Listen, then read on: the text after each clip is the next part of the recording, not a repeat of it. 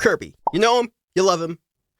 But what if you lived in Kirby's universe? Well, I may have some answers for that, and you'll have to find that out in a moment.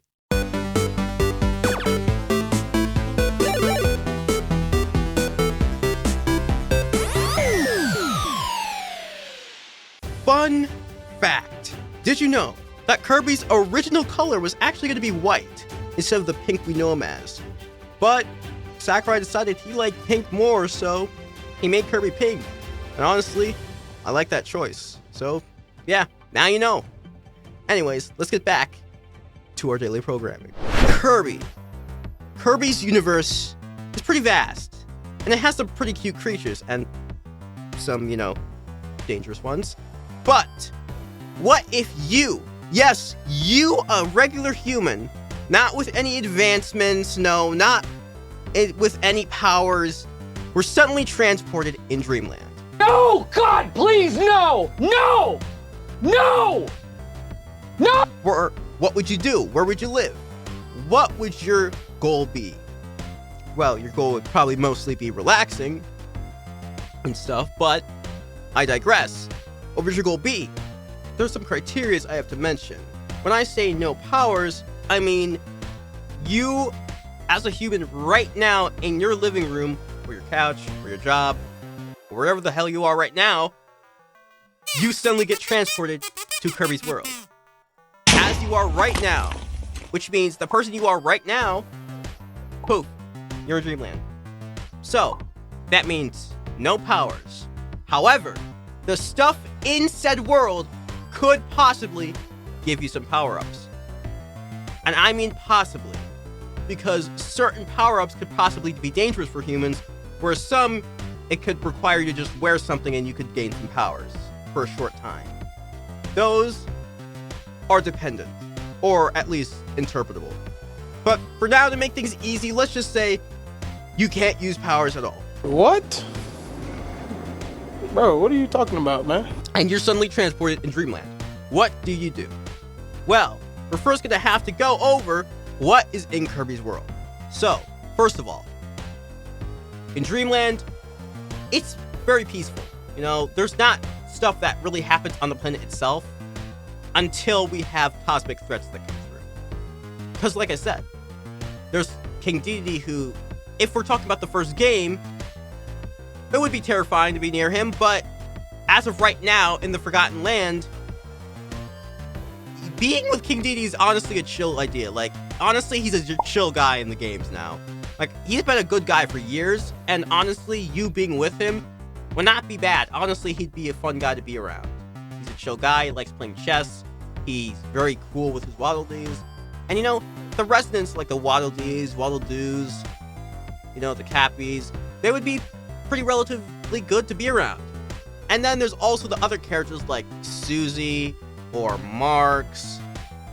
Marks, I probably would not trust due to him being a prankster. And I don't know, I just wouldn't trust that face. But someone like Susie or Magalore, who Magalore would definitely mostly pull a harmless prank rather than a dangerous one on you. So him, I would trust. Marks is just the one I'm more afraid of, because he just seems to me like he's just planning to kill you. I know he's a good guy now, but still, I would be cautious around Marks. The three Mage Sisters, honestly chill. Just be a chill person and they'll be chill with you. Kirby obviously is going to be very friendly with you. He's literally the most friendliest character in the series. So, you being friends with Kirby is relatively easy. Give him a strawberry shortcake and you'll be besties for life. It's not really that hard to befriend Kirby. It's not complicated. Honestly, give him any food and he'll be your friend. Honestly, just pick an apple from a tree and just give it to him if you can't bake. So, that's a first thing. And the first lesson would be, or not first lesson, but first task would mostly be to befriend Kirby. Because honestly, having Kirby on your side is a very much big, major benefit for you. Because if there's a threat, Kirby could save you.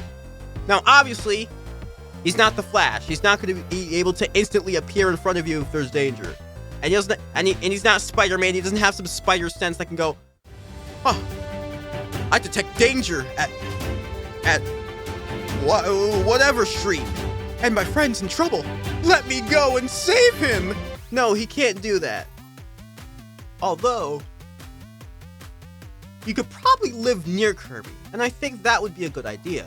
Because if the anime is true and Kirby does have that tiny house that they built for him, and I'm not sure if he does because mostly we see him walking around or sleeping under trees, so I'm not sure if he actually has a house. If you're homeless, just buy a house.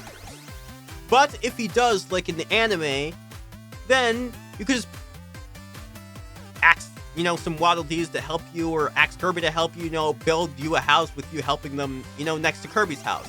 So then it would be more likely for you to be able to contact Kirby if you're in trouble. Hell, Kirby has a phone, or like the star phone thing that he uses to call his Warp Star. I think that can be used to contact others too. So if you can get Kirby to give you one, you could possibly call him if you're in danger. So we got that figured out first. You can live next to Kirby, you could live near him, you could possibly live around Kirby, but like I said, I think you would prefer to live near him in case of danger. Although there's also a massive downside to this, danger usually appears where Kirby is. So if you're living near Kirby, as much as Kirby is around much easier to protect you, it could happen while he's sleeping, which, to be honest, in most games it does.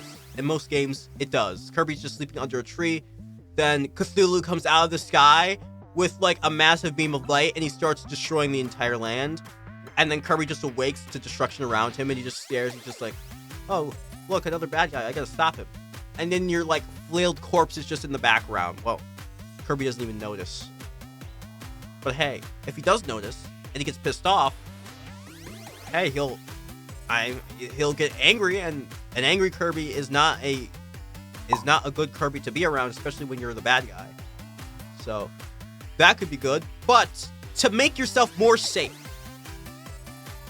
I also would not suggest living in DDD's castle. I'm honestly not sure, because I feel like DDD's castle is relatively safe because it rarely gets destroyed. I think it only got destroyed one time, and that was in Robobot when Dreamland was invaded by the Hulkman's Works company. So that was the one time it was destroyed. The Halberd, definitely no. It gets destroyed like every Tuesday to Wednesday. Like, it's just not viable. Like, I'm sorry. Mennonite can survive it being destroyed with him on it. You're not Mennonite.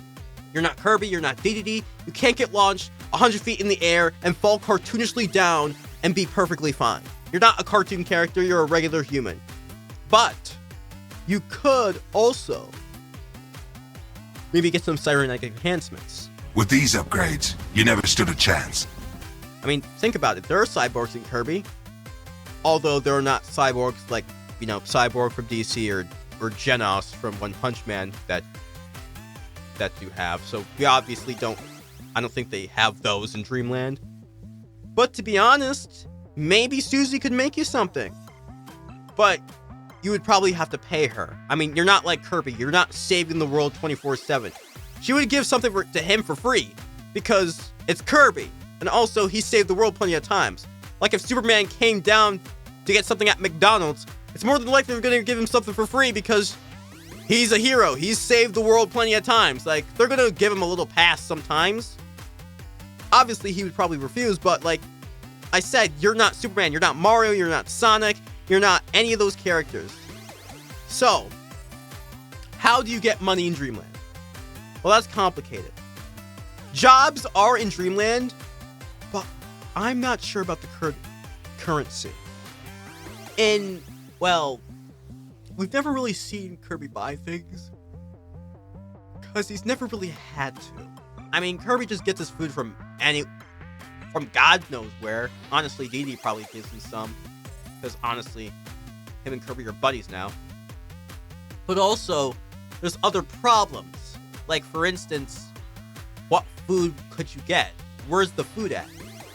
And you may be comfortable with wanting to murder a Waddle Dee for its flesh, but some sane people, like me, wouldn't want to look at this creature and go, "Aw, I want to shoot this thing and eat its organs. Honestly, that would probably get your head put on a silver platter by Bandianity. So, unless you want a spear lodged through your skull, I suggest you don't try to do that. Because these guys are sentient and have intelligence. So that would be majorly messed up. That's like the equivalent of eating a person. Stop it. Get some help.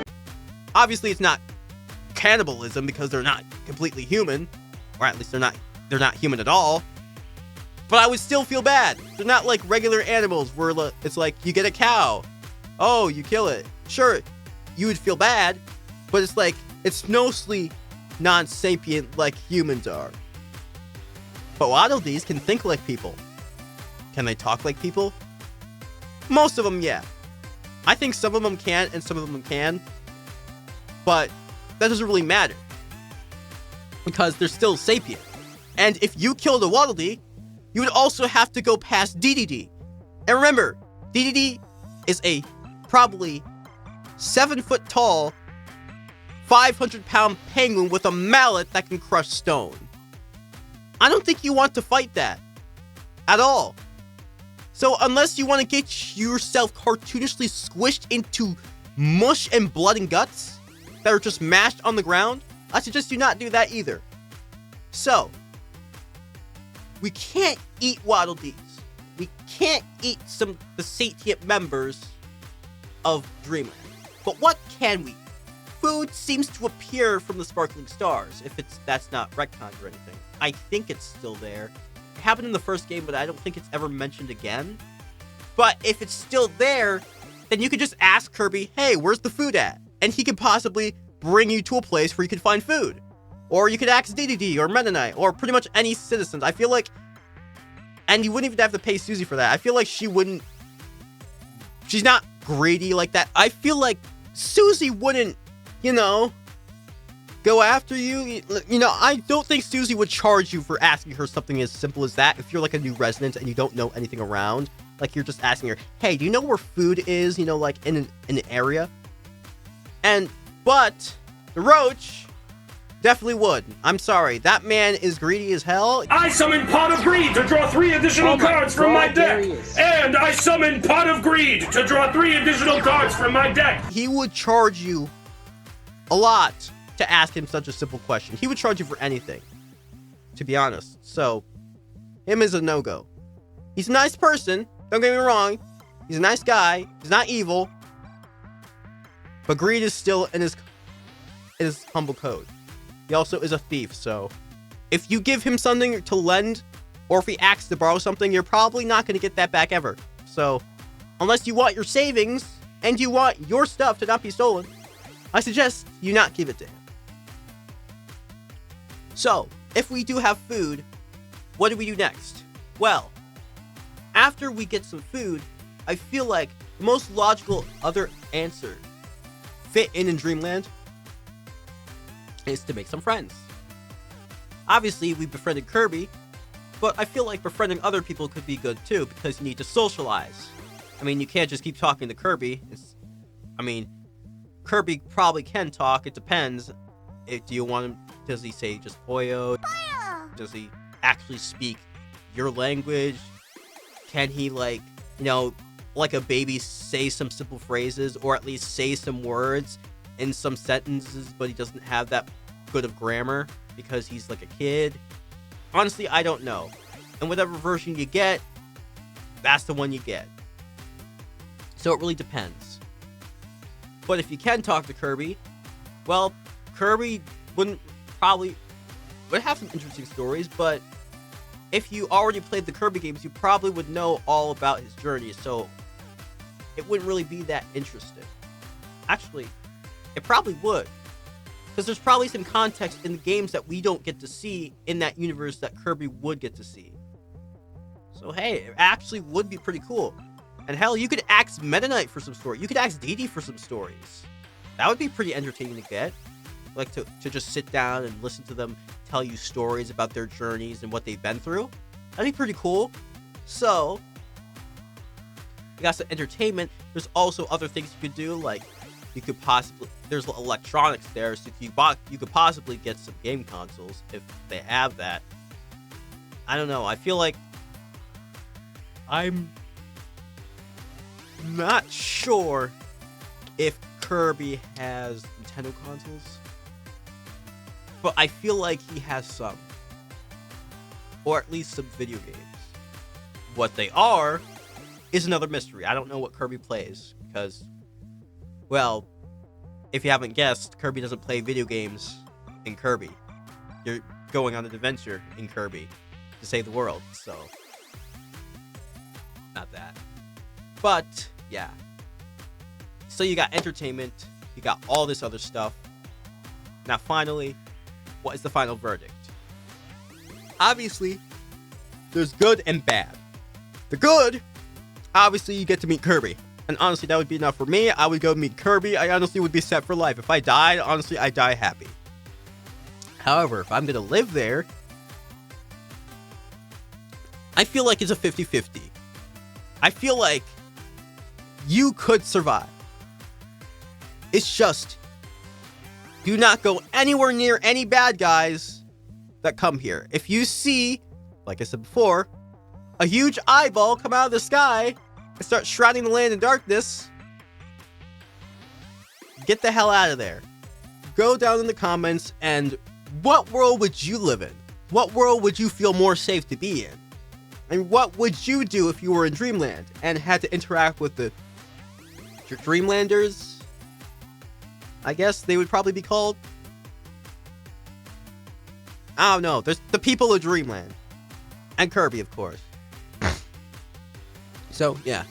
This is Chris from Let's Talk Franchises, and this is me signing out. Bye.